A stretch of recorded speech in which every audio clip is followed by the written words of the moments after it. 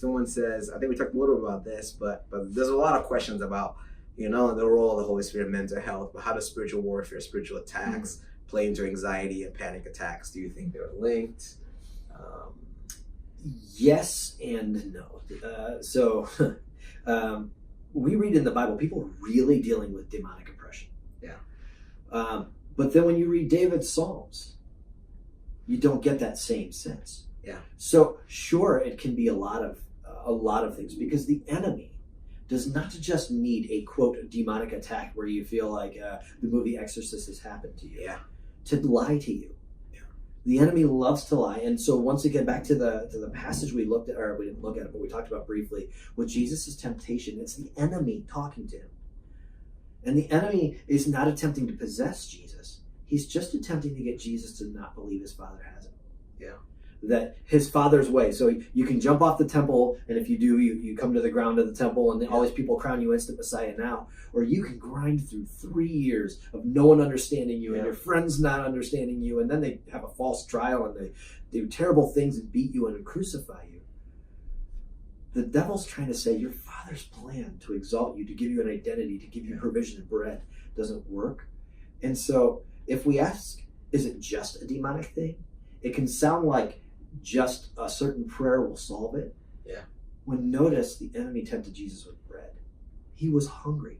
His whole physical being, by the way, uncomfortable in a wilderness as well. Yeah. His physical, and he's alone, and his social being, they're all being worked together by God and the enemy to answer the questions. So, yes and no. Yeah, that's good. Can you just talk real quick, Steve, about just from I was hoping to get to this morning, but from a parenting perspective, right?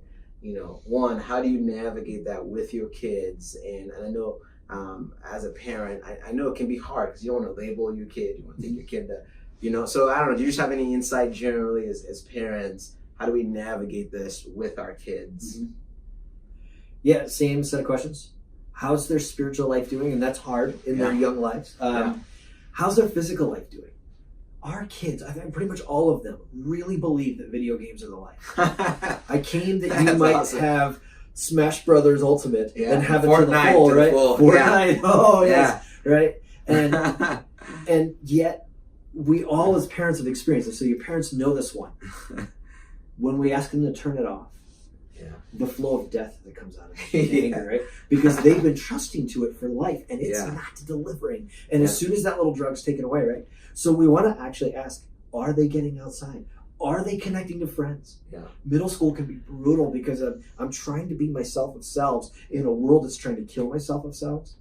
Yeah. And it can be really, really tough. Yeah. And all these things can work together, but you might notice these things are together. My kid just seems like they're a quart low all the time. Yeah. And puberty would be where we would expect some of those things to show up. Yeah. Part of the brokenness of the fall can show up in that time period.